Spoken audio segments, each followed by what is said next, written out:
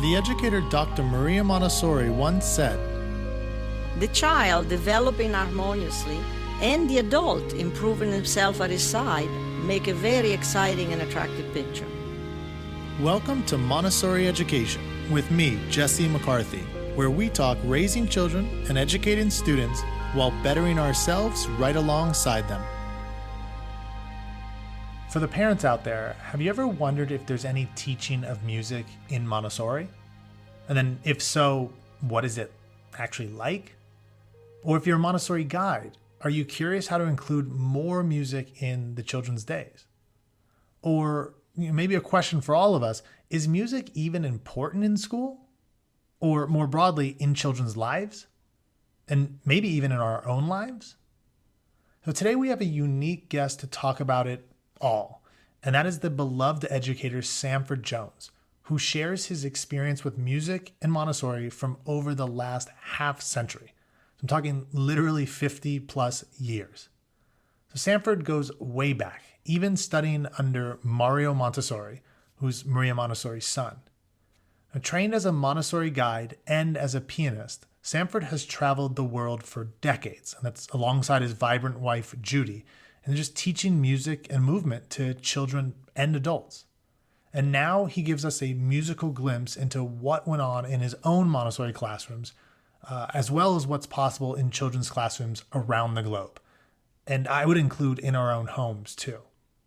Now, as a wonderful addition to our conversation, and this kind of makes it, or does make it, unlike any other conversation we've had before on this show, Sanford invites all of us, it's young and old, to actually enjoy some music as he plays live on the piano during our discussion. So let us hop in and gain a bit from this just truly talented and sweet-hearted man, Mr. Sanford Jones. All right, Sanford Jones, so glad to have you back on the show. Thank you for coming in. Thank you for asking me. You've chosen my favorite topic. Yeah, I'm doing this deliberately, and I just want to throw it out there. Why is music important? Like for children, for us, why music? Well, the theory of Montessori's work with regard to what it is that we teach, what it is that we expose the children to, is a trifold scheme, physical, mental, and spiritual.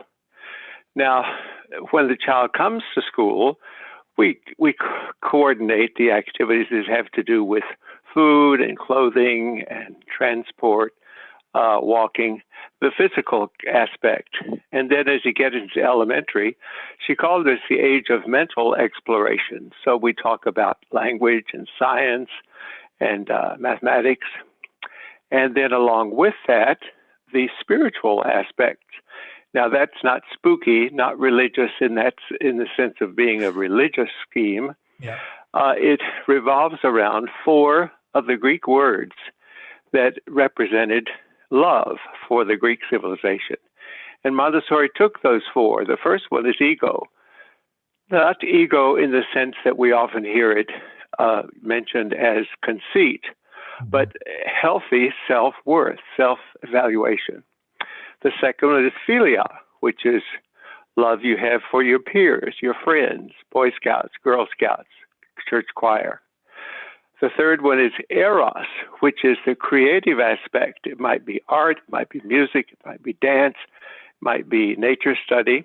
And then finally, the most sophisticated and mature kind of love, of course, is agape, the kind of love that is freely given without thought of a recompense. Now, the music then fits into that spiritual domain of the spiritual needs of the child.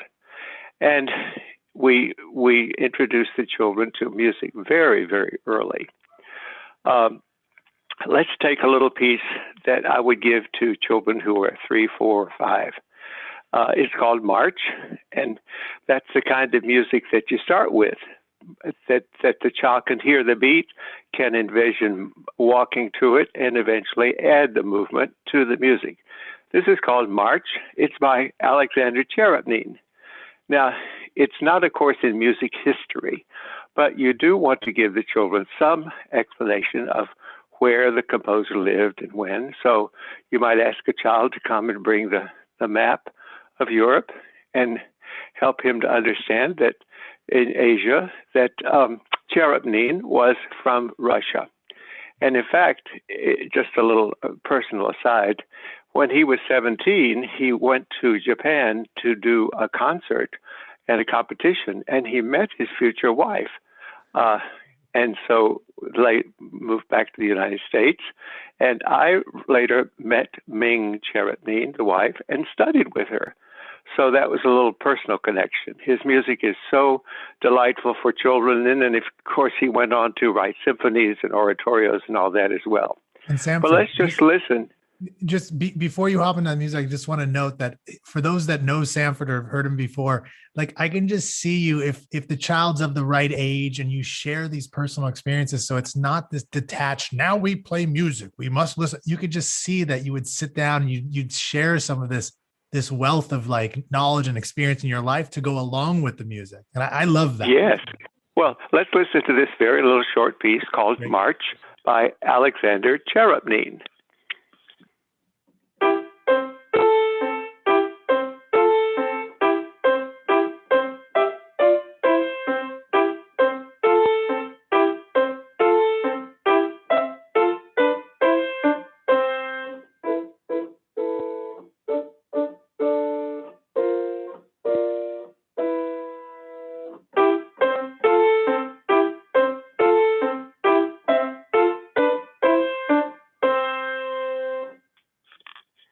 When I finish a piece, I always take the music and lean it towards the children as if the composer is bowing and the children applaud. So let's thank Mr. Cherubinin, and then the children will applaud. And so you could say, how many people heard any parts that were forte? Forte, they mean, is the Latin word for strong. Oh, yes, the forte part came first, didn't it? What did you hear in the middle of the piece? Oh, that part was piano, and piano means soft. And then what happened at the end? It got forte again. Well, I think this is a great piece to move to. Whenever you hear the forte part, let's march forward. And when it becomes soft, let's march in place on tiptoe. And then at the end, we'll march forward again with a full foot. Okay, are you ready? Here we go. We're going to hear that again. And you who are listening could imagine, and you could actually work your feet so that you're moving to this piece by Cherubinin.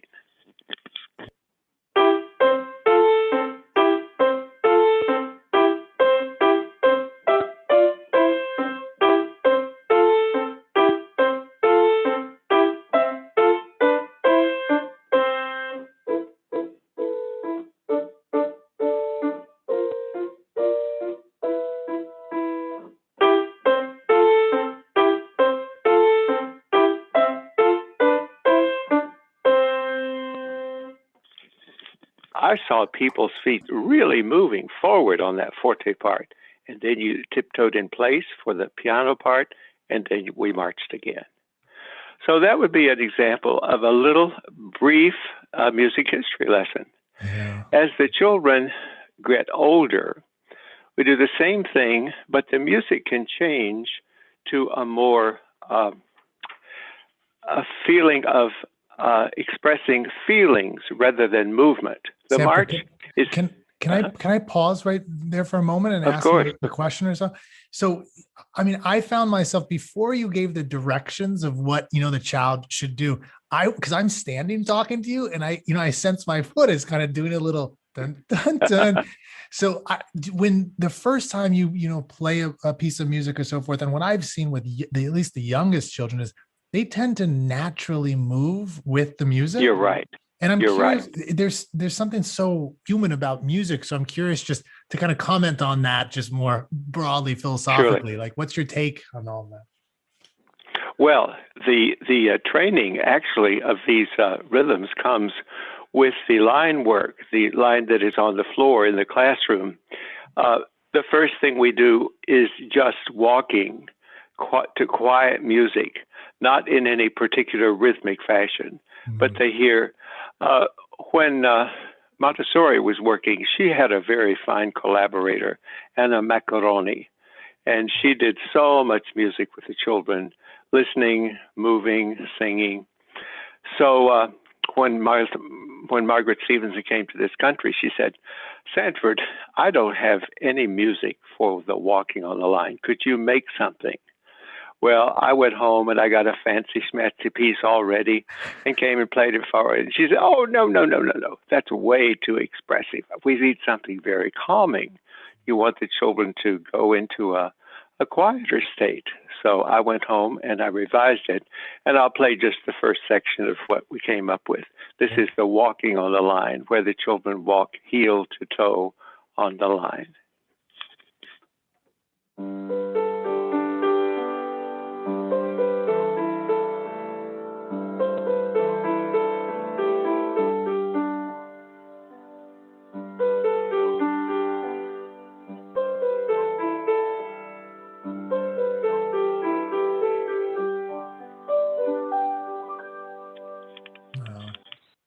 And in our classroom, I did that without fail.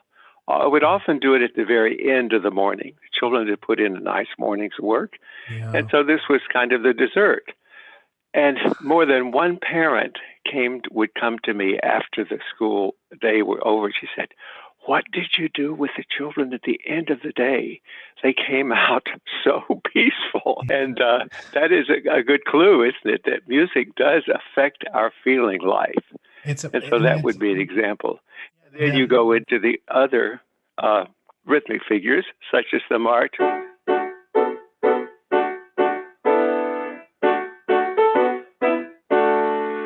And then you do the running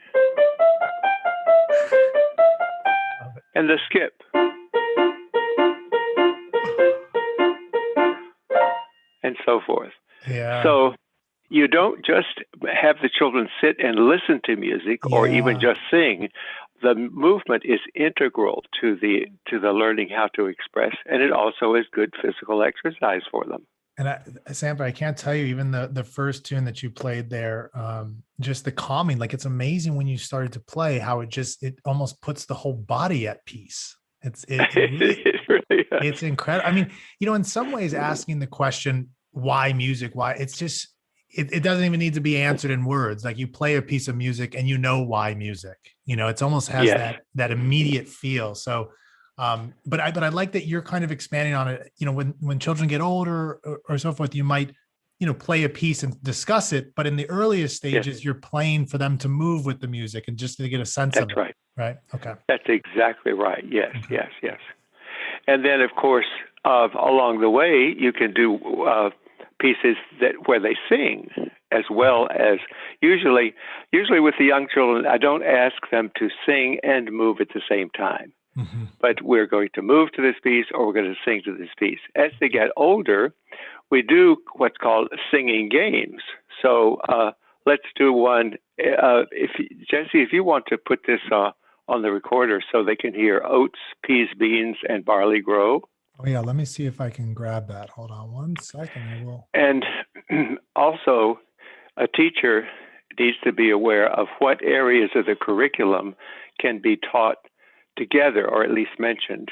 The oats, the peas, beans, and barley grow is a folk song, but the children probably have seen or eaten oats, peas, beans. They may not know about barley in this country. It's not one that's heavily eaten by young children.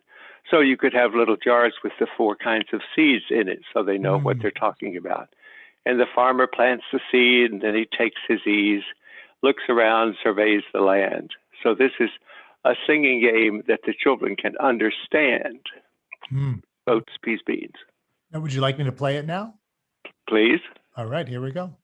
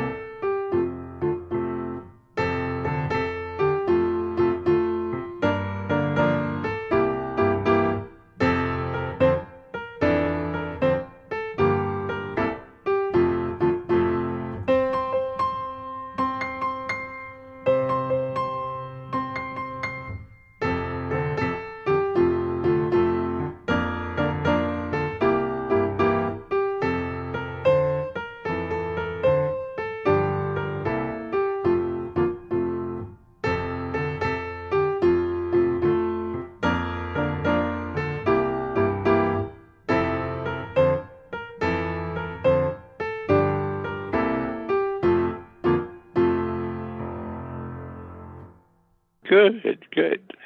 So the children learn oats, peas, beans, and barley grow. Oats, peas, beans, and barley grow. Do you or I or anyone know how oats, peas, beans, and barley grow? First, the farmer plants the seed. Then he stands and takes his ease, looks around to view the land. That's the oats and peas and barley grow. So that's a song, a singing game where the children are actually moving and sometimes miming the words. Yeah. Now, would you do this type of thing? Would you have a circle time? Like, what would you do in the classroom, let's say, and what age do you think you would be doing this with? Yeah, this is fine for, I would say, 5 and up. Sometimes the children who are 3, 4, and 5 come in the morning, and then sometimes the younger children go home. Mm-hmm. And the older ones, the ones who are 5 going on 6, could do this. Okay. And then do you, just in terms of like this kind of teaching, it seems like there's an element of teaching, how things work in the world here. And you've got these oats, the peas, and maybe you bring some beans or maybe even some barley. Do you find that you do that a lot with music in your teaching, or, what would be your take on that? Yes, there's so much music about nature. Another one, I believe that, Jesse, you have a Sunflower. Is that a song that you have or not? Let me check. What CD would that be on? On the children's songs. Yeah, remember. If it's easier, I can play it. Yeah, maybe play it, because I don't think I have that CD of yours, unfortunately. Sure. The words, and when you work with young children, you can teach them the words first as a poem, and then teach it as a song. Okay. So this one is called Sunflower, and of course, if you're a good teacher, you'd certainly include gardening in your curriculum. Yeah. So you might have sunflowers actually growing, or you're going to plant the seeds. Sunflower, sunflower, yellow and round, you are the prettiest flower I found.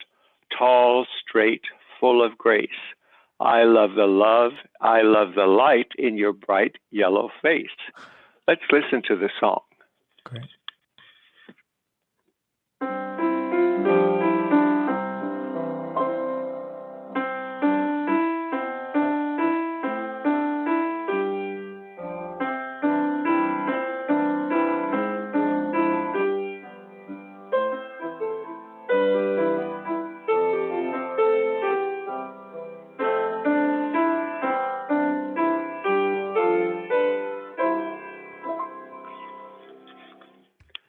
So it's important to let the music that you use with the children relate to things that they can understand, things that they have experienced. That seems to be a favorite of the children. It's very singable because it does not exceed the octave range from C major scale. That's the range which most children have when they're about 5 years old. Can you just expand on what that means? Like, say, a completely layperson, like the range. What does that mean? Okay, well, the human voice, if it's the way I'm speaking now, it's in a lower range. But if I raise my voice for whatever reason, it uses a higher range. So one of the things we do is, in fact, you can do this, listeners, while we do it. If I play a middle sound, just put your hands out in front of you at shoulder length. That's middle. If I play this sound, that's high. Lift your hands to the sky. If you hear this, reach down and touch the floor.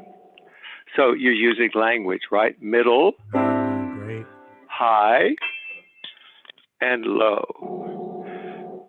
They like that. In fact, that brings to mind an experience that we had in New York. I started a little Montessori school in Hell's Kitchen on the west side. I had been directing a school, and then Montessori asked me if I would like to be the executive director of the AMI. I said, of course. But after about 3 years, I realized that I wasn't terribly effective as an administrator. I would much rather be with a group of children and parents in a school. So we found a gymnasium, lovely gymnasium on 46th Street, and we started. We had started with 6 children, and we grew to 24 over a 3-year period. But once a week, my wife Judy would come down to the school, and there was a large room with a carpet and a grand piano. And so we would go up to the music room, and we could sing, and we could move, and we could hear music. And one day, Judy decided to work on the idea of levels of movement, levels that are very low, levels that are medium and high levels. So we were sitting in a circle, and she said, who can think of an animal that moves low, with his tummy on the ground? Our grandson, Julian, was 2.5, 3 at that time, and he waved his hand wildly. And Judy said, what, Julian? He said, roaches. So I played some low music.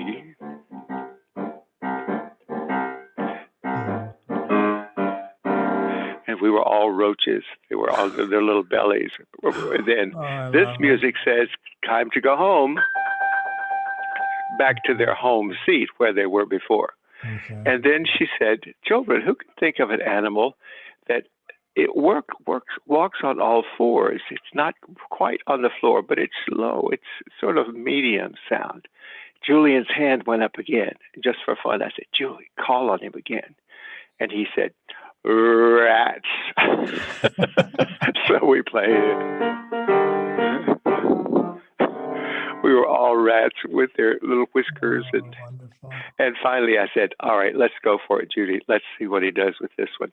Who can think of animals that were up high in the air?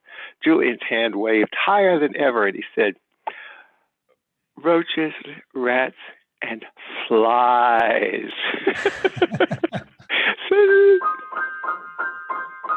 So that's your version of that from city kids, urban kids. Yeah. If you do that in the suburbs or in the country school, you would have porcupines and I like that, yeah. Squirrels and rabbits.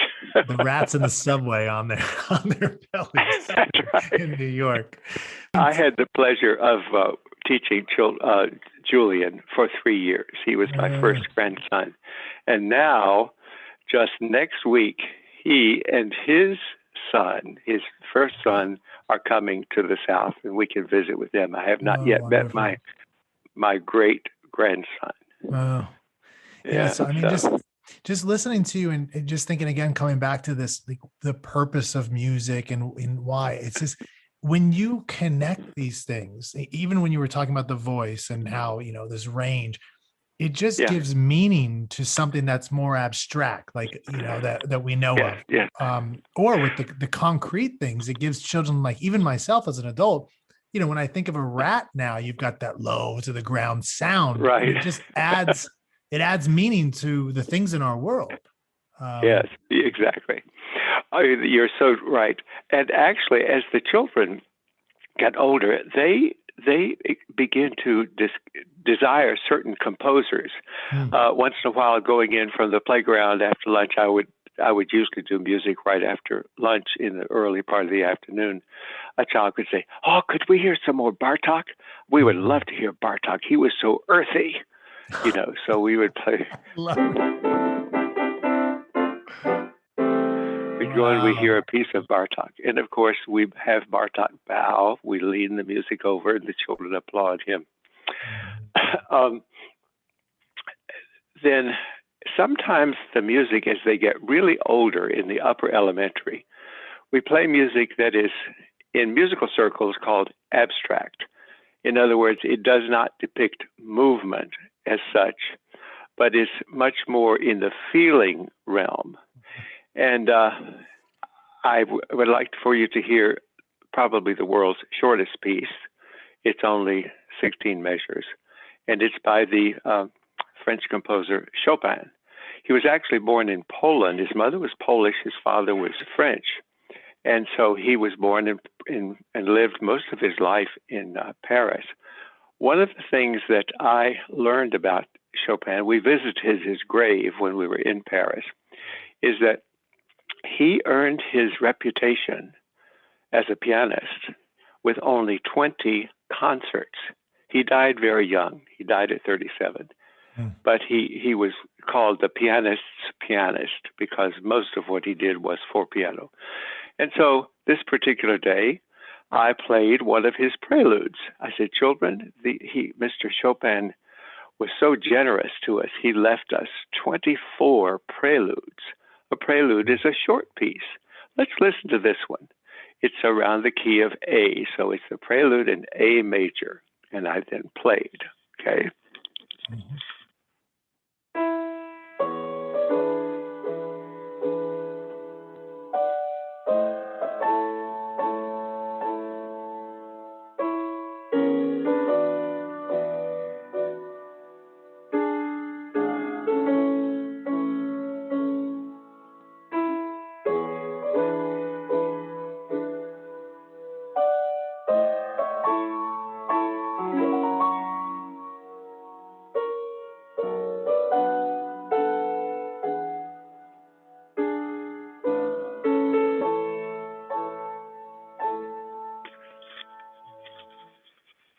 And I said to the children, tell me what you heard or how it made you feel.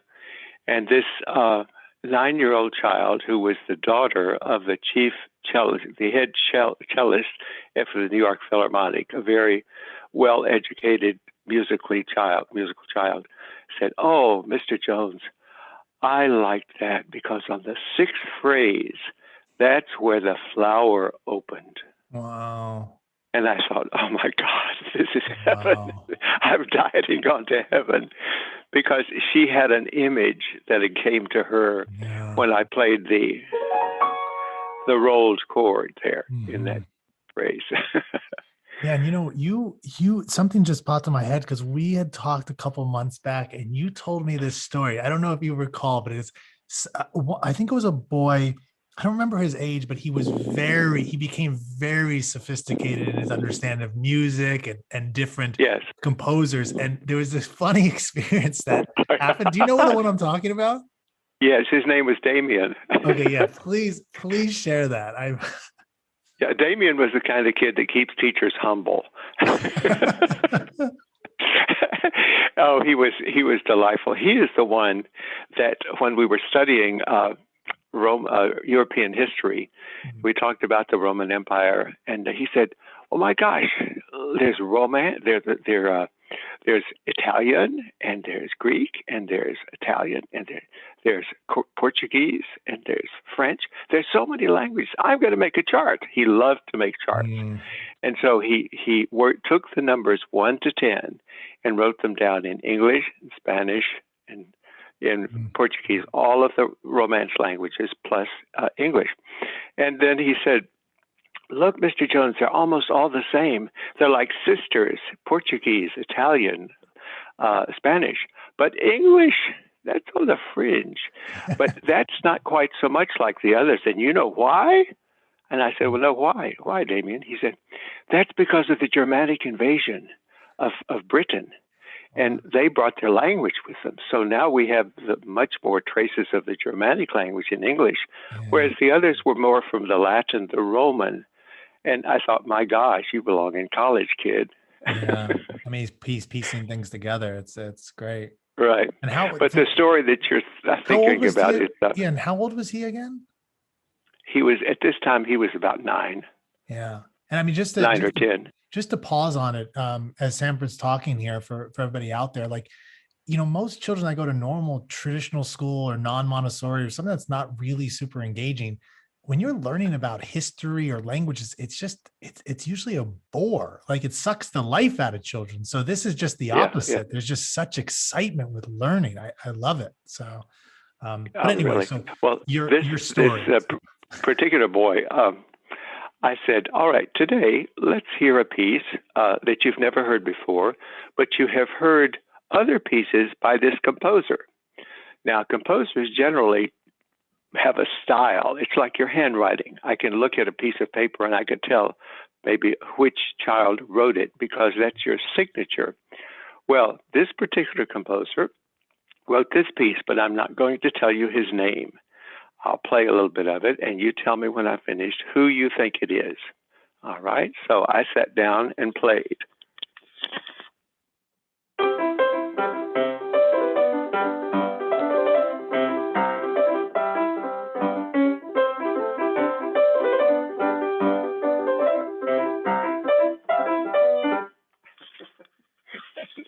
And Damien's hand shot up, and I said, Damien, what do you think? He said, oh, that's Scarlatti.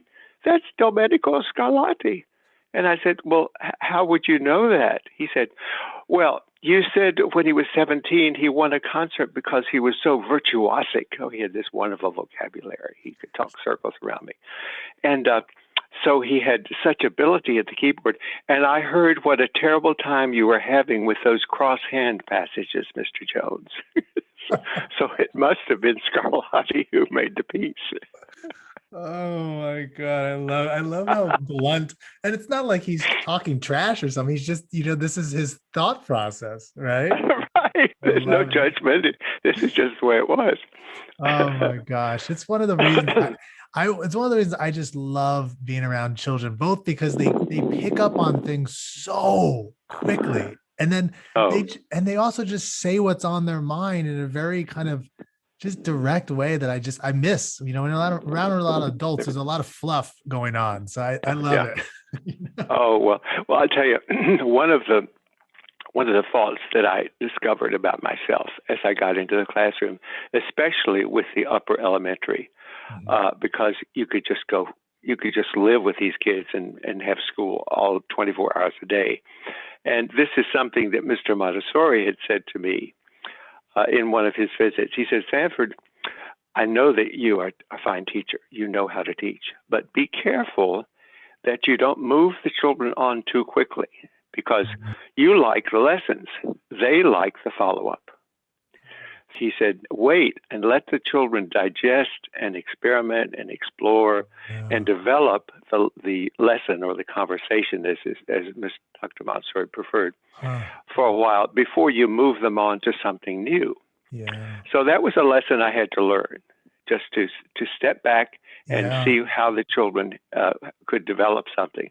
Well, I will tell you something that I'm still ashamed of to this day. That same child who had,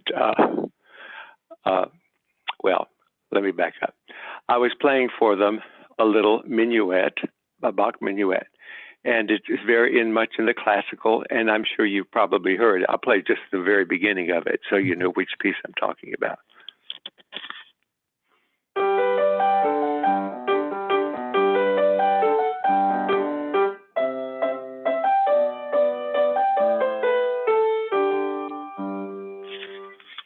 That's a little minuet in G by Bach.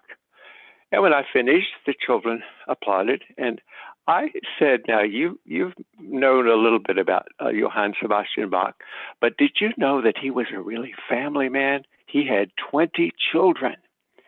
Well, the children looked at each other, and we went around saying, how many children in your family? Oh, there are 2 of us. How many in yours? 4. And we went around, and everybody told how many children. And then I should have let it go then, but I said something. I have no idea why I said this. I said, yes, he had 14 children by his first wife, and then he had 6 more by his second wife. And there was a quiet period there for a minute. And then little Dmitri, he was a Russian child. He said, what happened to his first wife? Well, I didn't know what to say. So Judine just raised her head. She said, oh, I know. She just got tired and died. And I thought, oh, my God, please don't tell that to your parents. Please don't go home and tell about that. Just tell them about the music. But that cured me for sure. Sanford, you've stepped in it once too many times. Yes, now, slow down. Play and let the music speak for itself. Yeah, that is wonderful. I mean, the stories when you're around. I remember I was in elementary once, and I was talking with this girl, and then there was a boy walking by because we were walking to a park. It was in San Francisco, so you had to walk to a park. You didn't have one attached to a Uh-huh. school. And Yeah. we're walking together, and I'm talking with this girl, and this boy comes up and he says, "Oh, my grandma just died." And I was like, Oh. "Whoa," and I said, "Wow, I wonder if does that make you sad or something?" We said like that. He's like, "Yeah, it's she was almost 90, and then she just turned 90, and then she Uh-huh. died." And this Oh. and this girl that's walking by us, the Stanford with us, she says, "Well, did she at least get to eat her cake first?" Birthday cake. Oh, that's great. Oh my God. Oh my goodness. Yeah, so Well, children say the funniest. they really do. Uh, when we came back from Italy, from the studies in Bergamo, I brought some pictures back of the Michelangelo ceiling, and Yeah. one of them, one of the statues was the Pietà, where the mother had the crucified baby child in her lap. Yeah, it's And beautiful. some American, I don't know whether you remember this, it was in the big news, some American had come in and taken a hammer and Yeah. smashed it against the Madonna's nose. And that was what the picture was depicting. Mm. And I explained that someone had thoughtlessly damaged the nose and we don't know why. And one of the children said, "Why did he do that?" And another child said, "Well, maybe he didn't like Jesus." Uh-huh. And I'm not passing judgment on this. I'm just saying thank you. That's your observation. And what little Stephen Rippey, Mm. who was a good Catholic child, his family was very supportive of school. He said, "I think maybe he didn't like God." Mm. And with those kinds of things, you just let it be there. Yeah. You don't preach about it or contradict or judge or comment. But they are so very sensitive and imaginative. Yeah. And the music deals with, especially with the little ones, they need to move, don't they? How many times do Yeah. teachers say, "Oh, now be still, just be still"? Well, Yeah. that's the last thing they need to do is to be Yeah. still. They're born to move. And so we do a lot of movement and singing games. And I usually do that at the end of the morning. I don't stop the movement of the class and move Mhm. furniture and do it in the middle of the morning. Do it Yeah. at the end of the morning or at the beginning of the afternoon so that you still have an uninterrupted time of work. Yeah. As in Sanford, as you're talking, I think over the years you've just gained such a understanding of children. I mean, even so, the simplest is what you just said with the movement. It's just we tend to want to keep children still. That's just like us, our adults. There's this, Right. but it's the Yeah, opposite of what they need. And then exactly. just your commentary on the Pieta. Um, Yes. it's just I think so much today, there's this desire to kind of mold children. And even if it's something Uh-huh. good, we want them to be nice. So we've got Yes. to tell them, you got to treat this person as opposed to just, listening to them, experiencing what their Yeah. commentary Yeah. is without saying, no, that's not nice to say. Or, Yeah. you just have a natural, I think you have a natural acceptance or respect for children just in your tone, Yes. in the words you use. I mean, I personally appreciate as an adult. I love hearing it. So thank you Uh, for that. I just, oh, well, surely, surely. yeah. Well, the question that you posed at the beginning of our time together was, what is the value of music? Well, it's very hard to put into words because when I was a little boy, about 4, 5, or 6, my family was very musical. My mother played the piano at church, and my grandfather sang at every funeral or wedding in Radford, Virginia. And I always just had music. They played at parties. And then, so my mother began to teach me how to play by ear, just to pick out a tune and listen. And we had a piano at our home. And then gradually I can remember the day that I started piano lessons. It was June 15th, and it was 1944. The war was still going on. And I had my new little book with me, and I walked over to Amanda Lee Keffer's house on 4th Street, and I noticed the daylilies. That's what I can still see them in my mind's eye. And I went in and had my first lesson. And Jesse, I've never stopped practicing. It's like if I haven't practiced in a day, I feel like I've missed a meal or two. You know, it becomes not only a love, but it becomes a need, because music evokes such feelings, and it's good exercise, you know. And I have to remember, Judy says, you better take a stretch break, because I've been there for 3 hours in a row. But the story of the composers, and actually that, I think I mentioned Alexander last time. He's one of the most brilliant children I've ever known. He was the one that he and David studied the United States, the capitals and the birds and all of that. But one day he was working on history, and he had the timeline in the hall because it was too long to put in the classroom.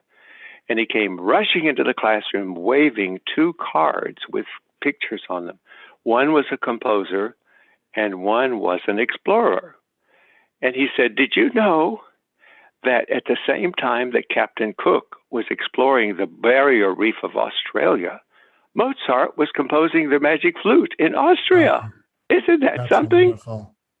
And the children applauded. Now, nobody's going to ever ask him that question on an SAT. You know, that's not in the mainstream of information. Yeah. But for him, he was beginning to do what hopefully every good history student has exposure, but integrating the East and the West, you know, and not just making it the history of a Western civilization or of the United States. So.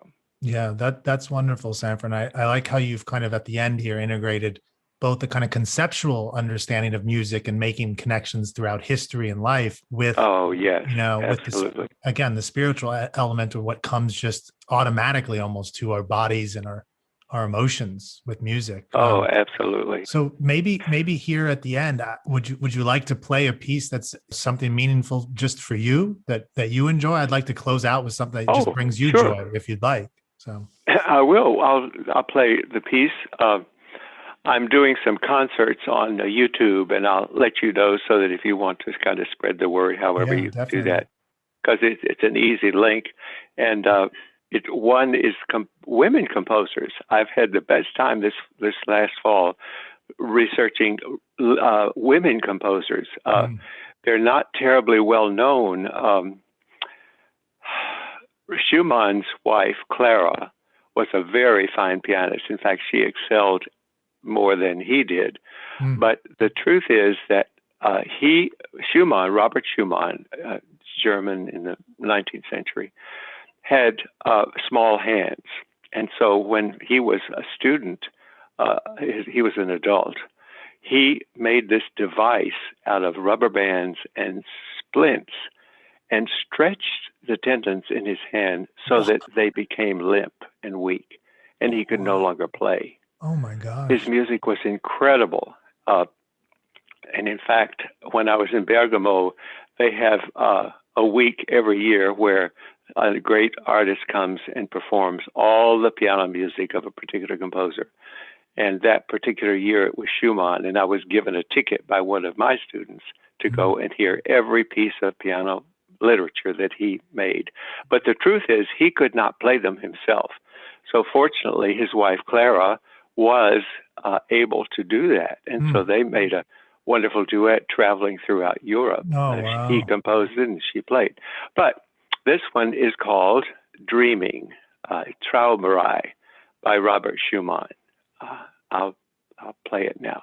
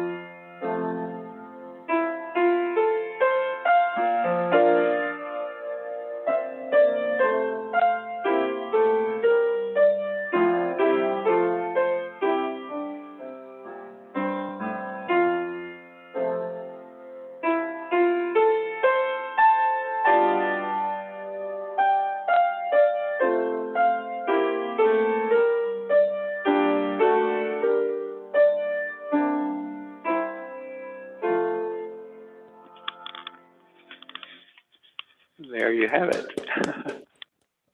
I'm clapping for you. Hopefully it doesn't blow out the microphone, but I mean, That's kind of you. That's beautiful great. piece.